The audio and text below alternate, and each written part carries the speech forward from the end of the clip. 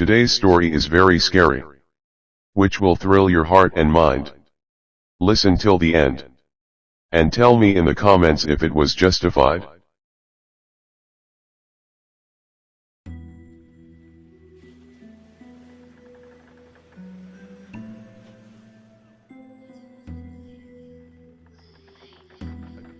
The last thing she remembered was falling off the cliff into the sea. Some people were after her, she could not remember who, and her memory was blurred. Lying on her back on the shore, she was trying to calm her breathing. She tried moving her right hand, but it pained like hell. Using her other hand against the pebbles lying beneath her, she raised her body up to sit up. Her right hand was swollen in the elbow region. The tinted skin suggested it was quite bad and stale. She held her right hand in place and stood up. She was wearing a white formal shirt with a black skirt that was now torn in several places. It was beyond her imagination why she would carry such clothes in such a place. She wasn't carrying any footwear and her stockings were barely present. It suggested that she had gone through quite a struggle before landing where she was. It was a calm afternoon. She looked around herself and found herself surrounded by a giant mountain on one side and an enormous sea on the other. Her head hurt. She was unsure if she was hit on the head or the fall had done it. With shaking legs, she started walking around in hope of finding somebody or something that could refresh her memories. What am I doing here alone? She tried exploring in her mind. Or was I in a group? What if they are also searching for me? She kept walking away from the shore and found that it was in fact an island, a mountainous one at that. A flock of seagulls was lazing around in the sunday. They raised their necks towards her as she drew closer to them. She was tired and decided to sit for a while. A few seagulls hopped near her and she cuddled them in affection. In this strange island, they were the only living creatures she had found so far and they generated a hope in her. She laid down, resting her right hand carefully on her stomach and gazed at the sky. Time flew and she couldn't remember when she fell asleep, but when she woke up, the sun was on the verge of setting down. She sat up alarmingly. It would be dark soon and I don't even have a flashlight, she thought. Finding someone had suddenly become much more urgent for her. With no plan that could come handy in such a situation, she started running aimlessly. It was getting darker every passing minute and a fear was gradually making way into her heart. She hadn't eaten or drunk anything ever since she had woken up and now it was emerging out to be a reason for the fatigue she was experiencing. The island was empty except a few wild trees that had found their way out of the earth at random locations. After running around for an hour, she noticed thin smoke emerging out from the top of one of the hills. It was the kind of smoke that is usually emitted from the home chimneys. Although, it was not a possibility by any means, it could be some industry.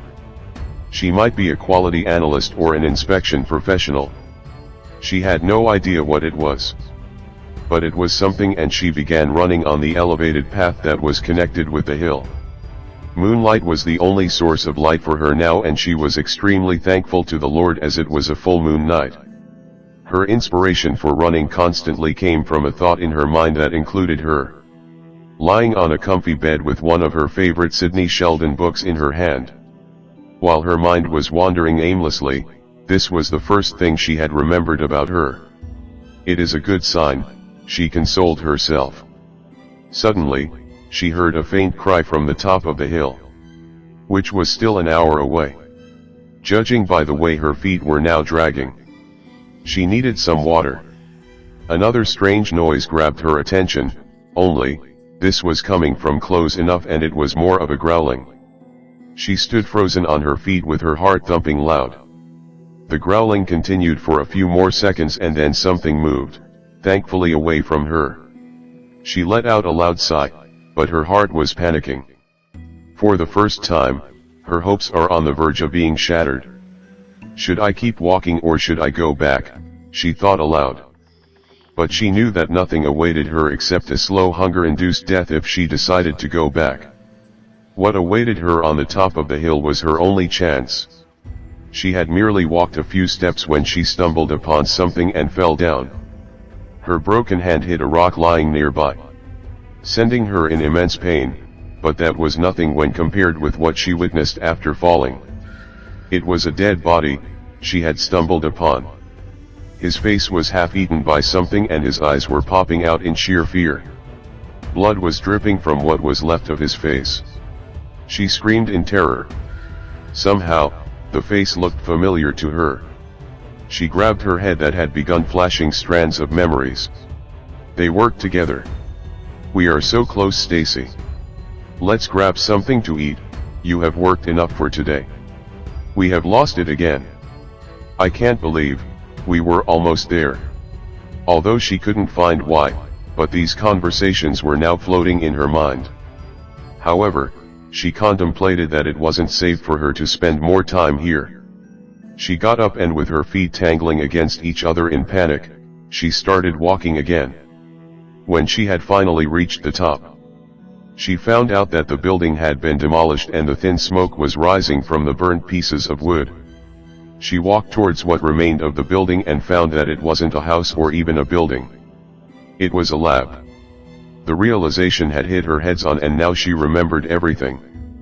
Her team was working on this lonely island on a secret project. They were trying to mutate humans with an amalgamation of animal genes to convert them into furious war machines. It was a project sanctioned by the government itself and the test subjects were prisoners who did not have any close family or relationships that would make their disappearance suspicious. The mutation was often rejected by the human bodies and many test subjects had to die a miserable death. Even if they could create a stable bonding, it disfigured their bodies while inducing a severe pain and they had to be killed manually. They had faced a security breach last night and the test subjects had gone rogue. All her co-workers were killed in the rampage created by dozens of test subjects who were set loose. But she was able to find her way out. The men following her in her memory were not actually men. They were their test subjects who were being mutated. She had jumped off the hill straight into the sea to save her life. But fate had brought her back to the place. Was it justified? As she turned around to run again, a hand clutched her throat and lifted her off her feet. With absolute terror in her eyes, she looked at the thing standing in front of him. He had a single eye on his face, with the other one melted away as a part of the mutation. His skin resembled the wrinkly face of a 90-years-old person and blisters had appeared at several places gushing out a thick yellow fluid. As he opened his mouth, she noticed his missing teeth and reptile-like tongue. Before she could say anything, he twisted her neck and pulled off her head using his colossal strength. As blood poured out of her neck, he gorged his thirst before devouring the soft human flesh on her body,